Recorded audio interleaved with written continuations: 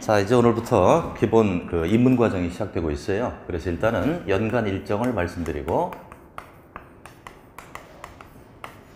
그 다음에 1년간 공부하면서 이제 당부의 말씀을 드려야 될 겁니다. 이 시험은 단기적으로 준비하는 게 아니거든요. 1년 열심히 해야 딸 수가 있는 그런 시험입니다. 근데 학원에서 스케줄은 어떻게 되느냐? 일단 11월, 12월. 요 두 달 과정은 입문 과정이라고 합니다.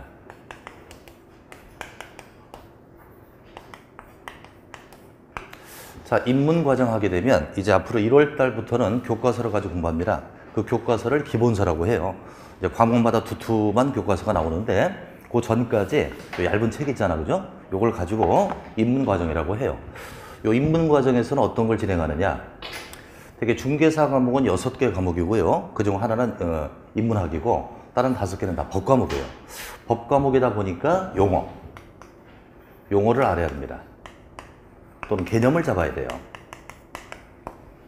우리가 이제 법은 문장으로 되어 있잖아요. 문장을 해석할 때 하나하나의 단어를 알아야 합니다. 그래서 법률적인 용어를 할지 또는 개념을 잡아놓고 그리고 교과서로 들어가야 되겠다. 이 과정을 입문 과정이라고 해요. 이것은 몇 주간 한다? 6주간 합니다. 6주 진행하죠. 6개 과목이 있는데 6개 과목을 다 하지는 않고요. 딱 3개 과목 하죠. 1차의 민법, 그 다음에 학개론이 있죠. 학개론이 있고요. 그 다음에 2차의 공법이 있습니다. 요 3개 과목을 가지고 6주간 입문 과정을 진행한다. 그럼 왜 6개를 다 안 하고 3개만 할까요? 이유가 있겠죠. 왜 3개만 한다? 이유. 이 3가지가 여러분들의 당락을 결정합니다.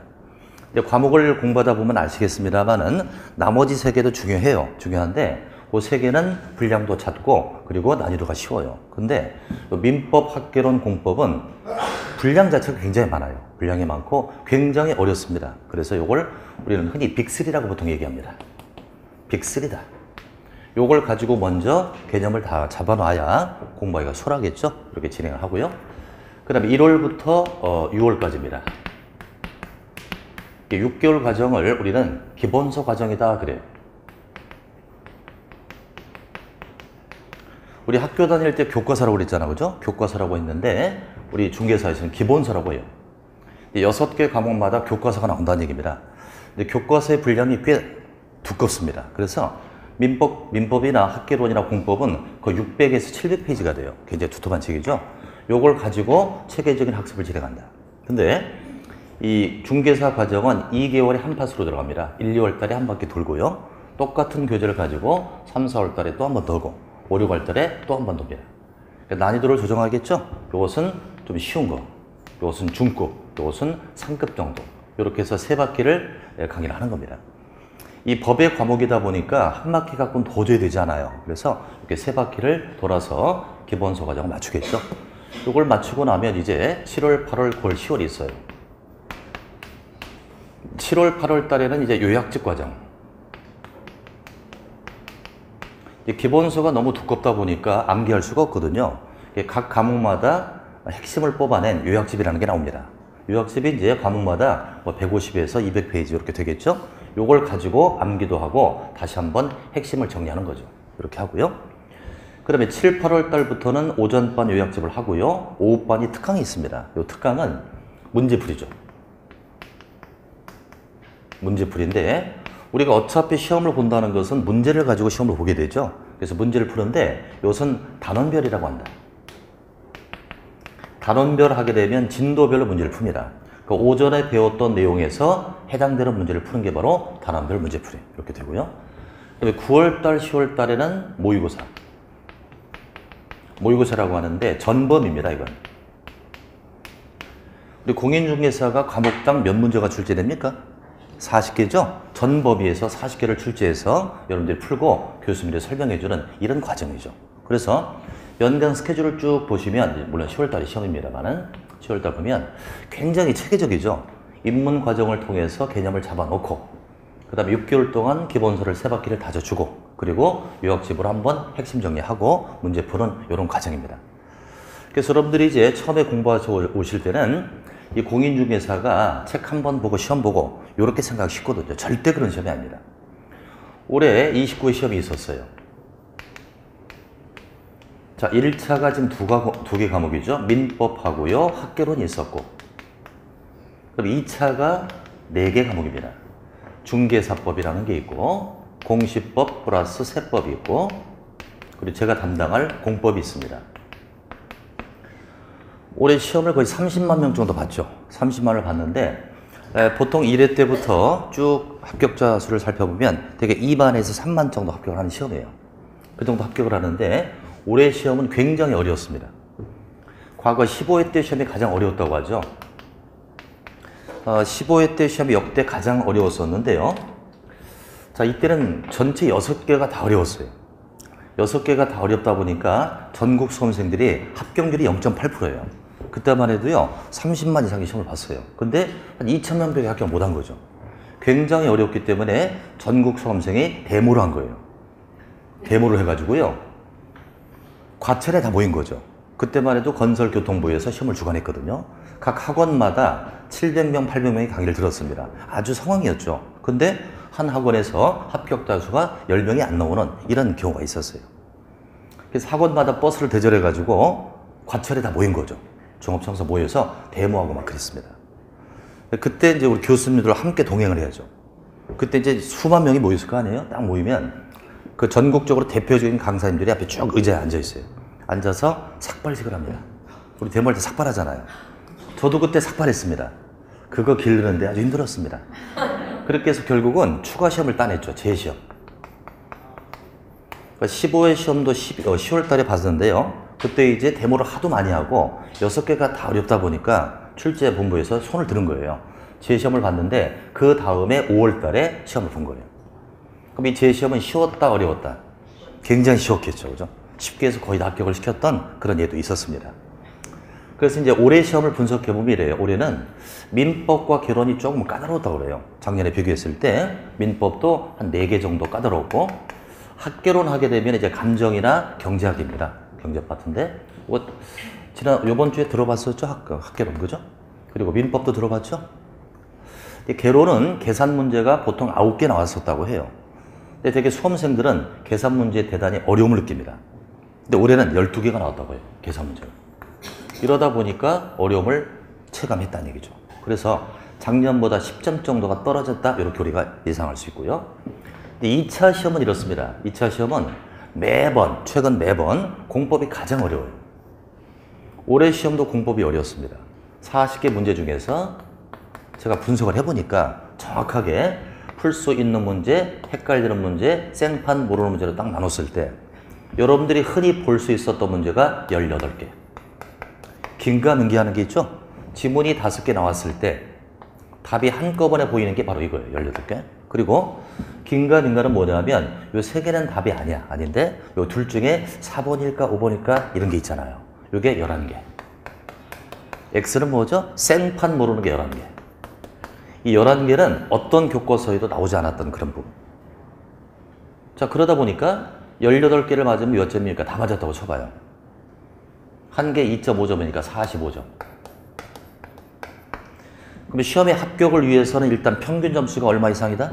그건 아시잖아요, 근데. 평균 얼마 이상? 60점 이상이 돼야 돼요. 이게 평균이에요. 그리고 이 시험은 특이한 제도가 있습니다. 과락제도라는 게 있다. 과락 점수가 몇 점? 40점이죠. 자, 무슨 얘기냐면 무조건 전체 평균이 60 이상이 돼야 되고요. 그 중에서 한 과목이라도 40 밑으로 가면 떨어지는 시험이에요. 다른 거 다 100점 맞았네? 공법 35점 맞았네? 떨어지는 거예요. 그래서 이 시험은 과락 없이 골고루 60점을 맞이 합격하는 그런 문제입니다. 자, 그러다 보니까 올해 이제 2차, 이게 2차죠. 2차를 딱 분석해보면 중개사법은 아주 쉬웠어요. 그래서 바보가 아닌 이상 90점 정도 맞았다. 저도 지금 수원에서 학원 경영을 하고 있고요. 저는 강의를 30년 이상 하고 있습니다. 그래서 학원마다 학생 쪽 분석해보면 중개사법은 공부 좀 했으면 90 나옵니다. 그리고 공시세법이 조금 어려웠다고 해요. 어려웠어도 이건 60점 이상은 맞을 수 있었다. 그러니까 공법 보자고요.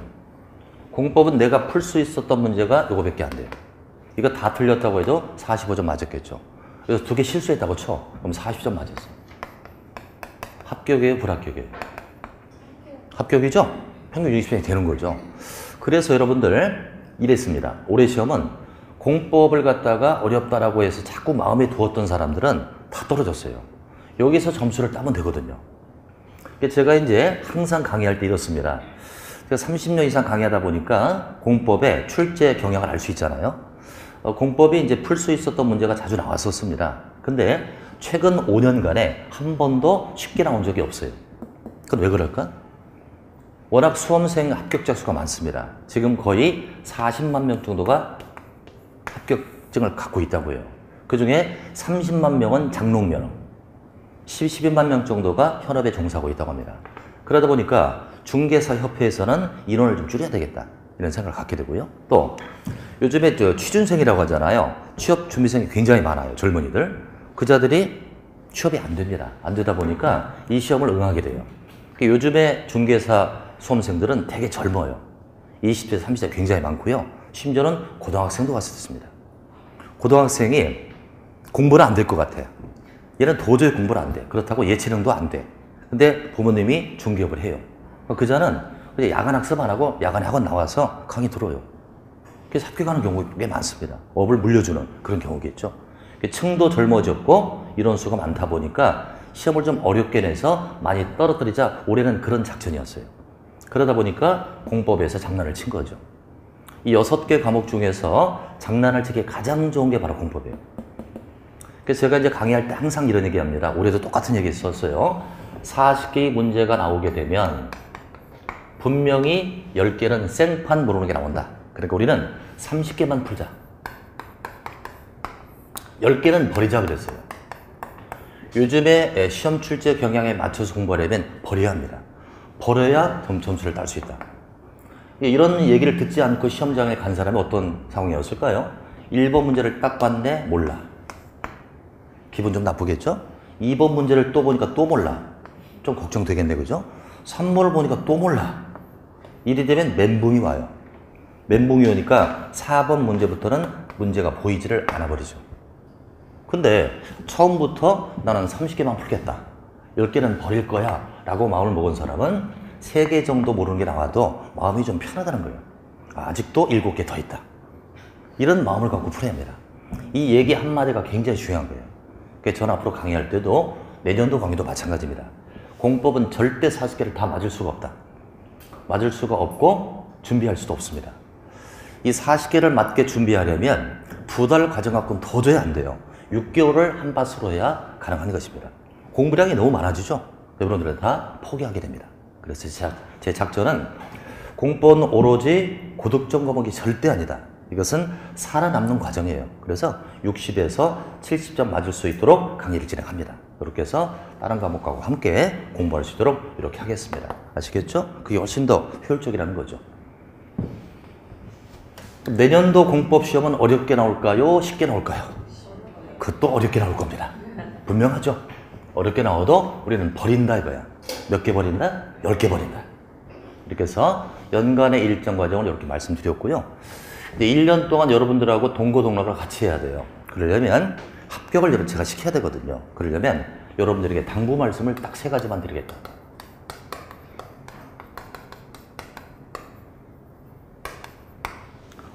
수업 시간에 열심히 강의를 저는 할 겁니다. 할 건데 강의라는 게 주고받아야 됩니다. 그래서 제가 당부 말씀을 요청을 할 거예요. 요렇게 좀 해주십사라고 하면 여러분들이 들어줘야 돼요? 안 들어줘야 돼? 들어줘야 돼. 들어줄 거예요? 약속해야 되나? 해야 되죠? 자, 첫 번째. 공부는 학습이라고 해요. 요것은 배울 학자, 배운다죠? 요건 익힐습이죠? 익힌다. 배우고 익히는 게 학습이에요. 자, 배우는 것은 학원에 나와서 배우면 됩니다. 절대 여러분들은 결강을 해서는 안 된다. 반드시 학원을 나오셔야 돼요. 일이 있어서 학원을 못 나온다면 오늘 강의를 찍습니다. 이렇게 찍는데 그 인터넷 강의라도 반드시 들어서 강의를 흠집이 날 수 없도록 이렇게 해주시고요. 자, 배우는 건 열심히 배웠다. 근데 익힌다. 이건 바로 복습이죠. 제가 이제 노량진에서 수년간 강의했었어요. 노량진은 전국구입니다. 전국구니까 지역 학원이나 동네 학원에서 한두 번 떨어진 사람들이 노량진 오게 돼요. 보통 노량진은 초보가 거의 없어요. 재수, 삼수라고 하잖아요. 이것도 없어요. 거의 오수, 육수. 이런 사람들이 모이게 돼요. 연배도 굉장히 많습니다. 그분들하고 강의를 진행하면 아주 강의할 때 답변을 참 잘합니다. 왜 잘하나 봤더니 몇 년을 공부하다 보니까 책에 다 써 있잖아요. 질문할 내용이 다 써 있어. 그러니까 답변을 잘하고 합니다. 그런데 시험만 보면 못 봐요. 왜 그런가 봤더니 열심히 와서 듣기는 듣는데 스스로 복습을 안 해버립니다. 안 하니까 답변은 잘하는데 문제를 풀 능력이 떨어지는 거죠. 그래서 여러분들 반드시 학원에서 결강 없이 와서 강의를 들으시고 그리고 절대 복습을 하자. 복습을 하는데 이렇습니다. 제 경험상으로는 6개 과목을 다 마스터하는 건 힘들어요. 그러니까 6월 달까지 민계공 요것을 마스터하는 거예요.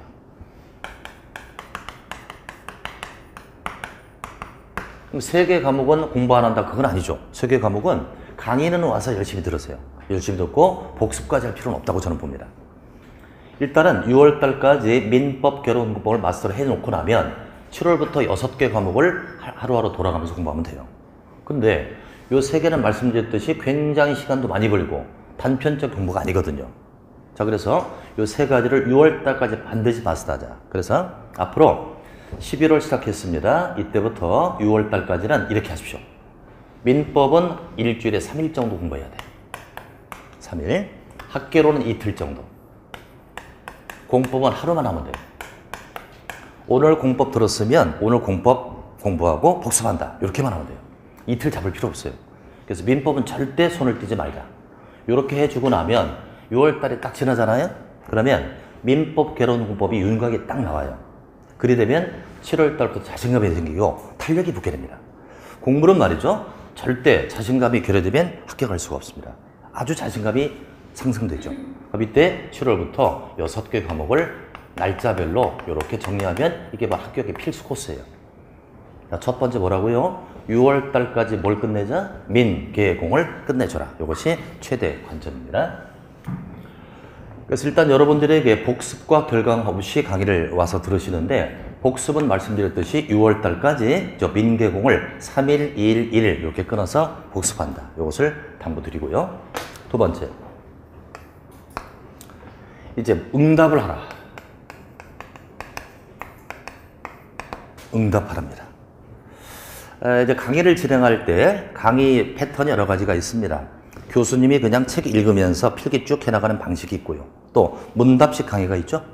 강의를 하고 나면 제가 물음을 드립니다. 물음을 드리면 여러분들이 답변을 해 주셔야 돼요. 물음을 드릴 때 답변을 안 해 주시면 이 내용을 여러분들이 잘 알고 있나를 모릅니다. 근데 응답하라는 확률은 2분의 1, O 아니면 X. 뭐 논술용으로 물어보지 않죠. 그날 배운 내용을 제가 물어볼 때 O입니까? X입니까? 그러면 O다, X다 응답을 해 주셔야 돼요. 만약에 여러분들이 여기를 틀렸다면 제가 좀 더 자세히 설명을 하는 거고 답변이 맞았다면 넘어갈 수 있고 요런 얘기입니다. 요거 할 수 있어요? 없어요? 한번 해볼까요? 2개의 문제를 내겠습니다. 하나는 쉽고 하나는 어렵다. 하나, 제가 공법이라고 그랬죠. 공법 선생은 여자다. OX. X네. 쉽죠? 두 번째 좀 어렵다. 공법 선생은 잘생겼다. 아, 좀 이상하다거든? 세모입니까, 세모? 이렇게 식으로 응답을 해주셔야 입체적 강의가 된다는 거 말씀드리고요. 세 번째, 선박수. 제가 항상 수업 첫 시간에 박수를 유도합니다. 제가 아까 처음에 들어와서 인사를 딱 드렸거든요. 인사를 드리니까 멀쩡하게 있었죠, 그죠? 그래서 제가 박수 치라고 했잖아, 그죠? 우리 교수님들이 들어와서 강의할 때 처음에 시작할 때 안녕하세요 인사를 드릴 겁니다. 그리고 끝나고 나면 수고하셨습니다 라고 인사를 할 거예요. 근데 저는 끝나고 났을 때는 항상 박수를 다 쳐요. 어디 가나. 수업 끝났습니다. 수고하셨습니다. 그럼 다 박수요. 그런데 처음에 시작할 때 안녕하세요 그러면 박수를 치는데 거의 없어요. 근데 저 같으면 미리 땡겨서 박수를 쳐주는 게 낫겠다. 그렇잖아요. 팁도 말이죠. 팁도 뭐 먹기 전에 팁을 줘야 들어오는 음식이 달라지잖아요. 박수 친다고 여러분들 돈 나가나요? 손해 나가 하나도 없죠. 그럼 교수님들이 박수를 딱 받게 되면 대접을 받는 느낌이 들죠. 그 사람은 그날 와서 자기 갖고 있는 걸 다 풀고 나가는 거예요. 이게 바로 선박수입니다. 할 수 있다 없다? 있죠. 한번 제가 해볼까? 제가 강의 딱 들어왔습니다. 선박수를 크게 쳐야 돼요? 작게 쳐야 돼요? 이렇게 쳐야 돼요. 자, 인사할게요. 안녕하십니까.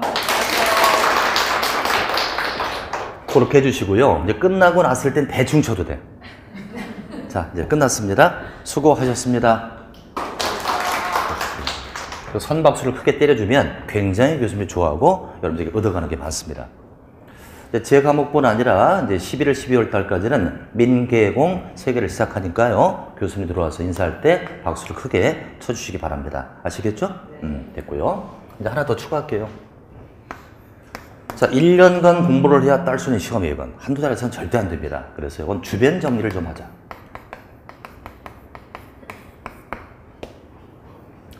되게 여러분들이 시험 공부를 딱 시작할 때 주변에 알려요? 안 알려요? 되게 안 알리죠. 왜 안 알린다? 떨어지면 창피하니까. 그렇게 하지 마시고 왜 처음부터 떨어질 거 생각하시죠? 적극적으로 알리세요. 공개하는 거예요. 공개. 주변 친구한테도 알리고 시댁한테도 알리고 식구한테 다 알리세요. 알리고 나서 부탁하는 거죠. 제가 올 1년 열심히 공부를 해서 준비할 게 있다. 나를 좀 도와달라. 내가 나중에 따서 합격하면 한 통 쏘겠다. 안 도와줄 사람이 없잖아요. 그리고 요즘에 그 경기가 안 좋고요. 또 직장이 평생장애인이 아니다 보니까 가족들이 공부하는 걸 되게 원합니다. 시댁에서도요. 우리 며느리가 요즘 따면 좋겠다라고 다 생각합니다. 그래서 제가 과거에 보니까 젊은 그 며느리죠. 그분이 공부를 하니까 시댁에 와서 시댁에 그 시부모들이 와서 집안일도 도와주고 그리고 합격하니까 시아버지가 차도 사줘요. 그거 많이 봤습니다. 그래서 여러분들도 주변에 적극적으로 알리고 내가 공부하겠다 도움을 요청하세요. 이렇게 해주셔야 돼요. 그럼 내년도 이제 9월 달쯤 되면 추석이 있잖아요. 원래는 추석 때 이제 시댁에 가서 일도 하고 해야 막 그러지 않습니까? 그런데 추석 지나고 바로 시험이거든요. 그럼 시험 전에 며칠을 공부 안 하고 하다 보면 이 틀이 깨져요. 이때도 미리 알렸단 말이에요. 알렸으니까 아버님, 어머님, 제가 한 달 뒤 시험이다. 도와달라. 안 도와줄 사람이 없죠. 이렇게 해서 적극적인 구애를 해주시기 바랍니다. 제가 볼 때는 요 4개 정도만 여러분들이 해주시면 저는 열심히 강의해서 합격으로 끌어올리겠다 이거예요. 아시겠죠? 그렇게 했습니다. 혹시 1년 과정에서 무슨 질문 있다든지 그런 게 있으면 좀 해주시고. 질문 없습니까? 없습니다. 그다음에 이제 공법을 담당한 제 소개를 잠깐 하면은 이제 껍데기에 제 이름이 나와 있잖아요. 저는 이름이 권경원입니다. 강의 경력이 올해 이제 내년도 33년 차가 되고요. 저는 석사 과정을 건축법으로 땄습니다.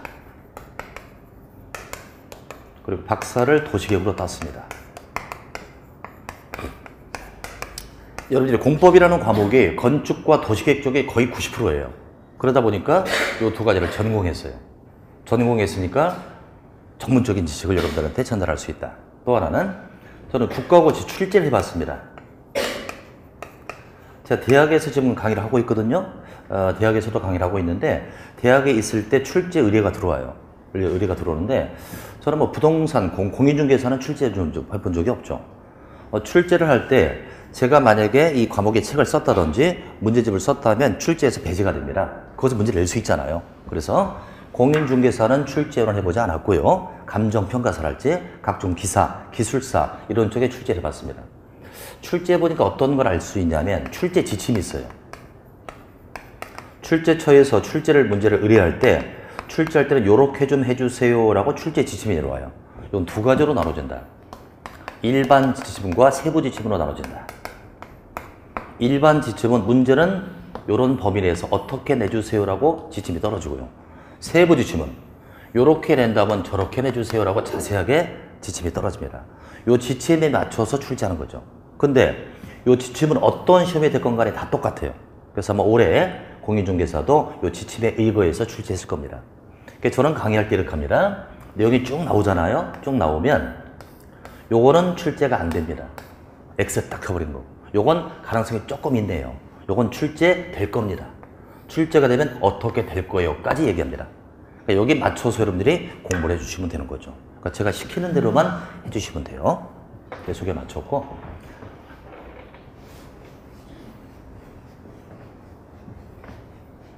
자, 그럼 이제 기본서 과정 나가기 전에 입문 과정이라고 했는데 입문 과정을 위해서 제가 책을 이렇게 소책자를 만들었거든요. 이 책자를 잠깐 봐주실까요?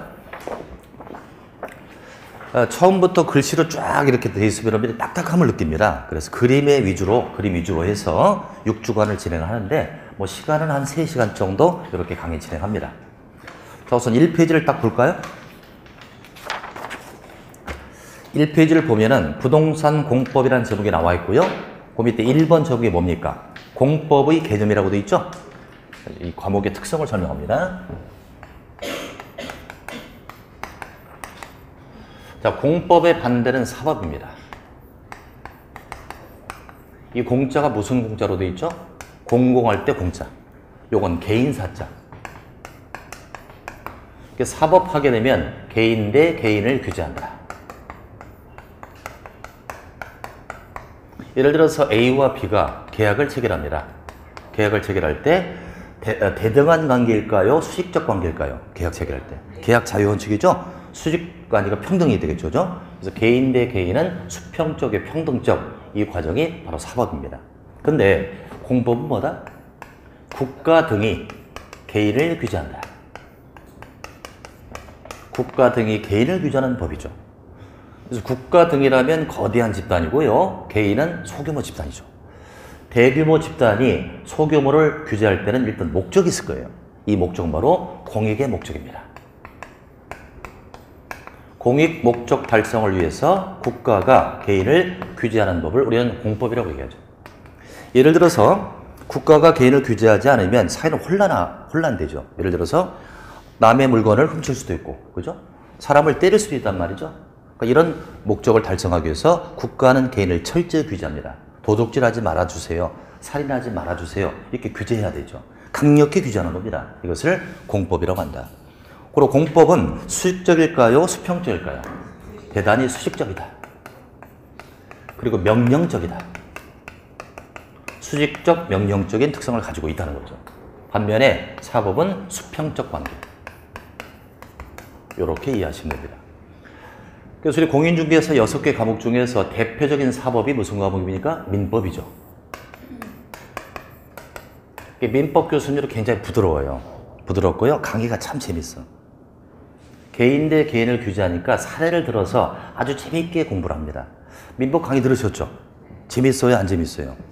근데 아직은 모르시겠죠? 재밌는지 안 재밌는지? 굉장히 재밌는 과목이죠? 근데 공법은 딱딱하단 말이에요. 수직적이고 명령적 관계란 말이죠. 그러니까 재미도 하나도 없어요. 굉장히 어려워요. 용어 자체가 들어보도 못했던 용어가 많이 나와요. 그죠? 사람을 보세요. 저도 굉장히 깐깐하게 생겼잖아요. 그죠? 안 그런가요?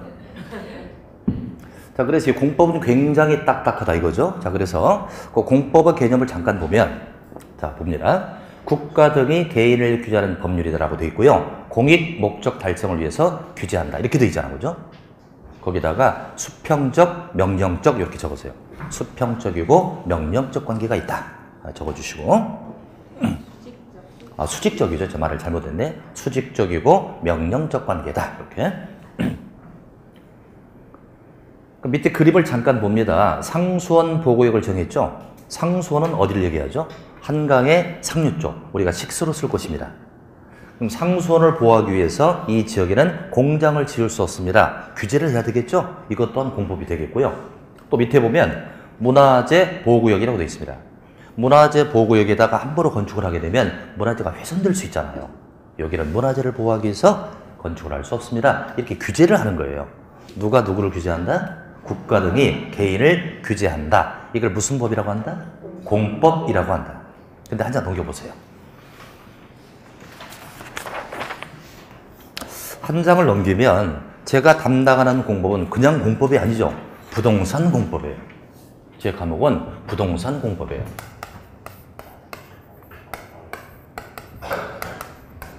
공법은 공법인데 부동산이 붙었습니다. 이건 말 그대로 국가가 개인을 규제하되 부동산에 관련하여 국가가 개인을 규제한다. 이런 얘기입니다. 부동산에 관련하여 국가가 개인을 규제한다. 예를 들어서 국토가 있을 때 여기 개발지역도 있고요. 보전지역이 있을 거다. 개발 땅에서는 건물을 지을 수가 있을 거예요. 그죠? 그런데 보전 땅은 건축할 수가 없단 말입니다. 그러려면 국가가 적극적 규제해야죠. 여기는 보존할 땅이니까 건물 짓지 말아주세요. 이렇게 규제해야 돼요. 이건 부동산에 관련된 거죠. 이것을 부동산 공법이라고 한다. 자, 내용을 좀 보겠습니다. 부동산 공법이란 해고요. 부동산에 관련하여 국가 등의 개인을 규제하는 법이라고 되어 있죠. 이해할 수 있습니까? 부동산 하면 토지나 건축물이죠. 토지나 건축물에 대해서 국가가 개인을 규제하는 법을 무슨 법이라고 한다? 부동산 공법이라고 한다. 이렇게. 자, 그럼 이제 3번의 제목을 보면 부동산 공법을 분류하고 있습니다. 자,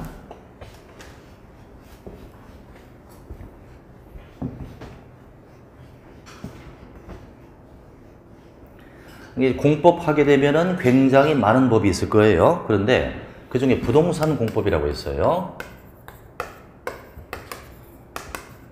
부동산에 관련하여 국가가 개인을 규제하는 법. 이것도 수십 가지가 있을 겁니다. 이 수십 가지를 몽땅 다 한 개 과목으로 한다면 시험을 볼 수가 없죠. 그래서 수십 개의 법률 중에서 우리 공인중개사 시험에 꼭 나올 수 있는 그런 법이 딱 6개 있어요. 그 중에 첫 번째가 뭐다? 국토의 계획 및 이용에 관한 법률.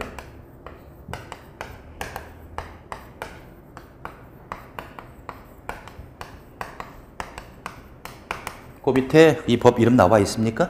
토지 관련 공법에서 국토의 계획 및 이용에 관한 법률 나와 있죠? 자, 이 법은 말이죠. 이름이 국토자로 시작됩니다. 법 이름이 워낙 길죠. 그래서 제가 줄여가지고 국토법률 이렇게 부를게요. 그래서 앞으로 국토의 계획 및 이용에 관한 법이 나오면 줄여서 국토법률 이렇게 얘기하겠습니다. 자, 이것은 법의 이름을 딱 보니까요. 국토자로 시작됩니다. 그러니 법의 적용의 범위는 어딜까요? 전국 대상이죠. 자, 전국 토지가 이렇게 있어요. 이 전국 토를 효율적으로 이용하기 위해서는 그냥 마구잡이로 개발할 수 없을 겁니다. 이 토지를 나누는 거예요. 개발할 땅이냐 아니면 보존할 땅이냐 이렇게 구분해야 되겠죠. 전국 토를 효율적으로 이용하기 위해서 개발 땅과 보존 땅으로 나누어서 개발 땅은 개발하고 보존 땅은 보존하자. 이게 바로 국토 법률입니다. 그래서 앞으로 제가 국토 법률 거란 원명이 뭐라고요? 크게 한번 읽어봐요. 시작. 국토의 계획 및 이용에 관한 법률. 이 법은 범위가 상당히 넓겠죠. 그죠? 전국이니까 여기서 12개의 문제가 출제됩니다. 40문항 중에 12개. 30%가 출제되죠. 그러니까 이 법을 놓치면 공법은 그냥 과락입니다. 이 법이 굉장히 어렵고 분량도 많다. 이걸 가지고 거의 한 달 정도 공부를 합니다. 자, 그렇다면 이제 개발지로 와보자. 개발지로 와보면 여기서는 사업도 할 수 있고 또 건축도 할 수 있을 것이다.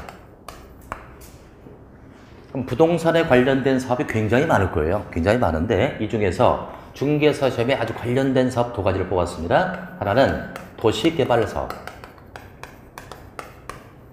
또 하나는 정비사업이 있습니다. 자, 이 사업에 대해서 우리 중개사분들이 알고 있어야죠. 그럼 여기서 도시개발 사업은 뭐 하는 사업이다? 우리 앞에 분 얘기해 볼까요? 이 입문과정은 편안하게 토론하면서 강의하는 거예요. 도시개발 사업은 뭐 하는 사업 같습니까? 그냥 읽으려고 그러지 또 도시를 개발하는 사업이다. 그죠? 그러려고 그랬죠? 그럼 어떻게 답변하실 건데? 도시가 아니죠. 왜 도시 개발? 오, 답변 잘하셨어요. 이럴 때 박수 한번 쳐주는 거야. 네. 잘하셨어요. 중개 잘하시겠다. 이것은 앞에 신자가 있으면 돼요. 신도시를 개발한다.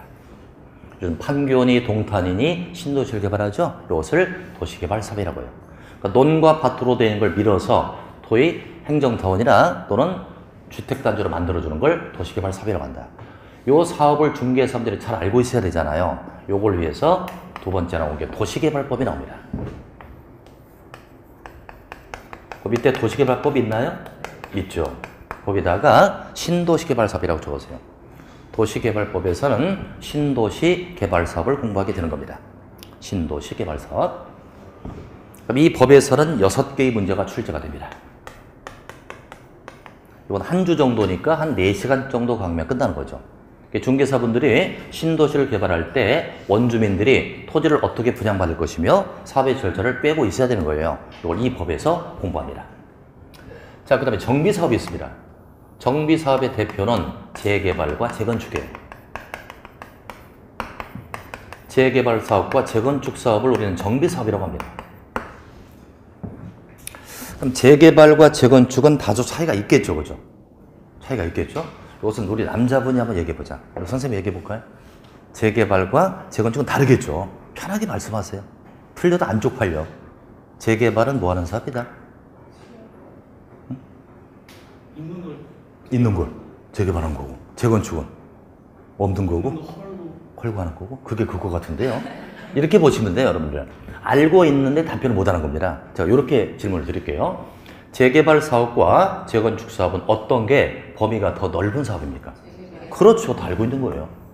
그러니까 재개발은 이런 겁니다. 이게 산동네가 있다? 산동네에 노후 불량한 주택이 있습니다.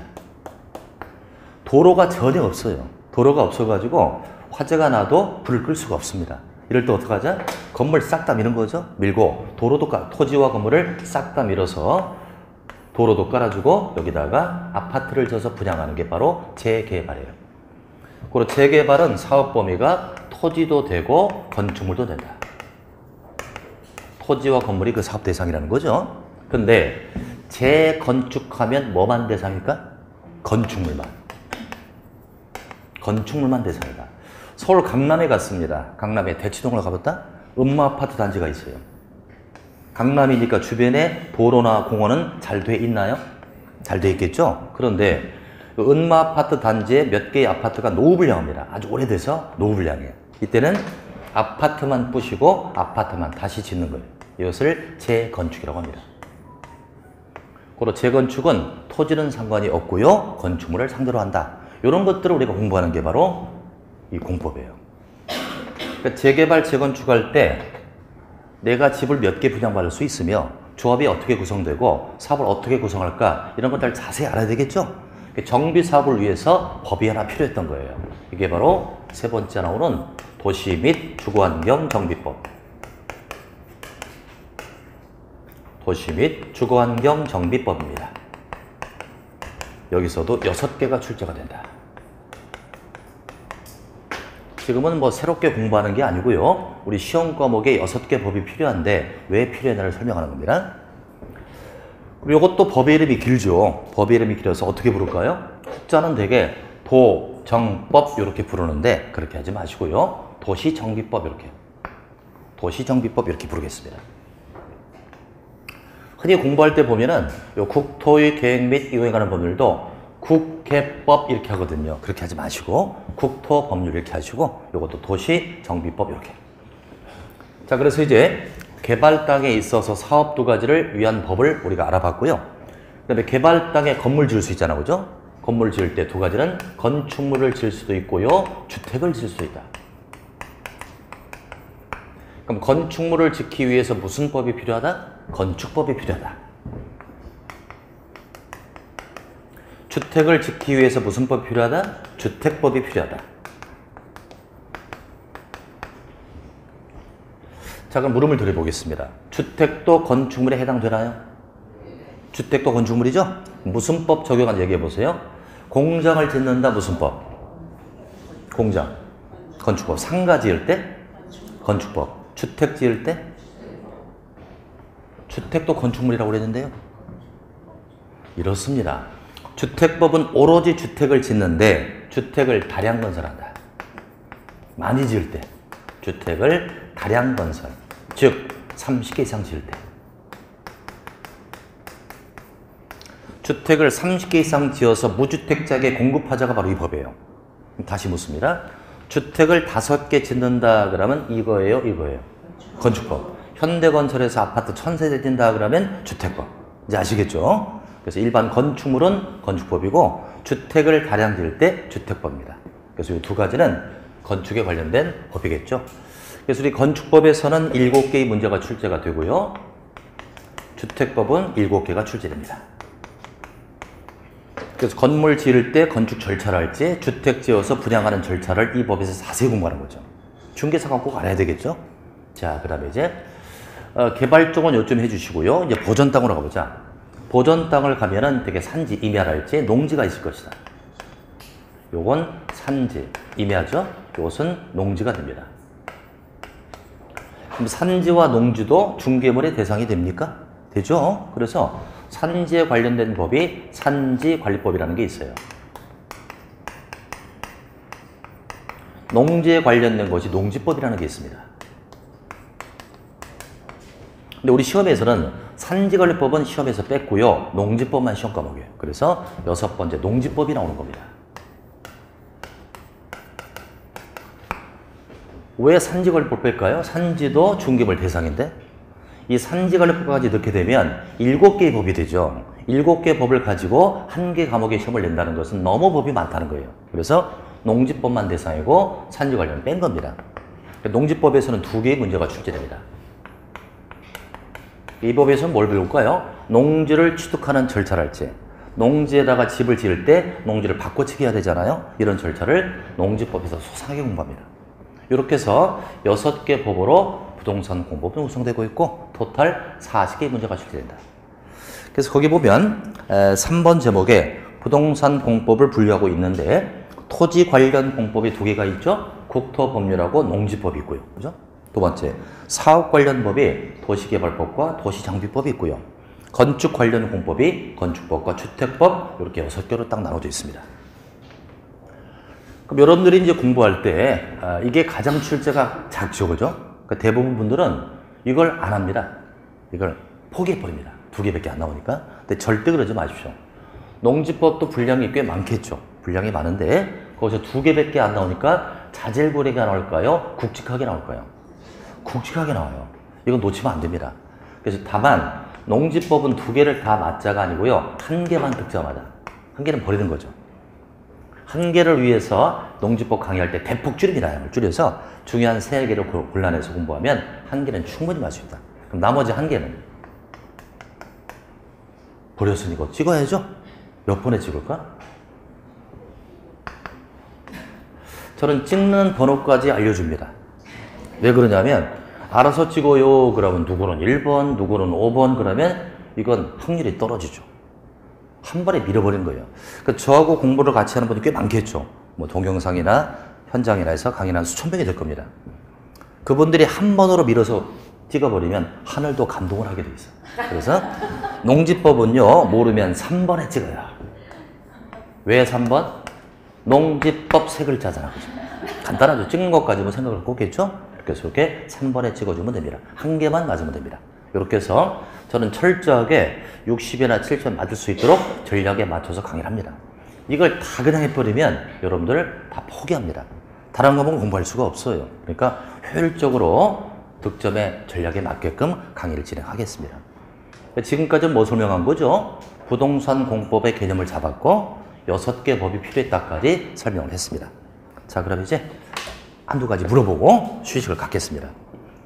자, 공법 개념을 봐봤죠? 공법의 뜻이 뭐다? 누가 누구를 규제한다?